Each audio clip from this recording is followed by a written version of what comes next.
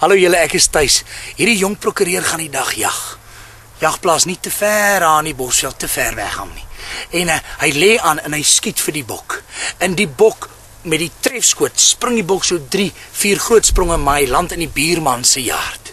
En net toe die jong prokureurtjie daar kom, hy sit sy geweer neer om deur hierdie draad te kruip en die bok nader te sleep. Toe tik daar so 'n rottankiertjie om oor die skouer en hy hoor 'n stem wat sê: "Boetie, wat soek jy in my yard?" Hy sê: "Oom, ekskuus man, ek het kom jag hier, so ek het die bok geskiet hierdie kant toe. Spring die bok nou oor, nou hier in deur die draad in oom se yard en ek wil net my bok omhaal." Hy sê vir hom: "Luister die boetie, as hy bok hier lê, is die bok myne. As hy daar is die bok joune." Hy sê: "Oom, maar ek wil net die bok kry man. Ek sê mos hy het hier vanaf gespring, die spore is daai kan mos sien." Hy sê: "Boetie, as die bok hier lê, is die bok myne." Hy sê: "Oom, ek's 'n prokureur. Ek sal vir jou hof toe vat oor hierdie saak." Die oom kyk hom sê: "Boetie, hier so hardloop ons nie sommer vir enige ding hof toe in die bosveld nie. Hier sort se ding uit soos manne." Hy sê: "Wat bedoel hom?" Hy sê: "Staan jy daar, buik jy daar.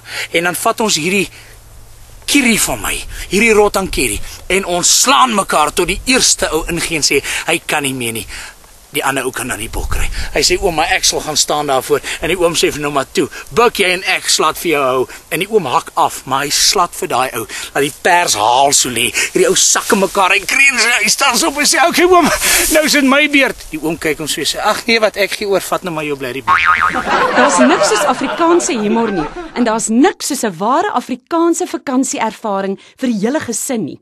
Klik op atkvoorde.co.za en vind uit hoe om veilig teen 'n sakpasprys by een van ons 6 oorde uit te span, of skakel ons by Johannesburg 919 9000.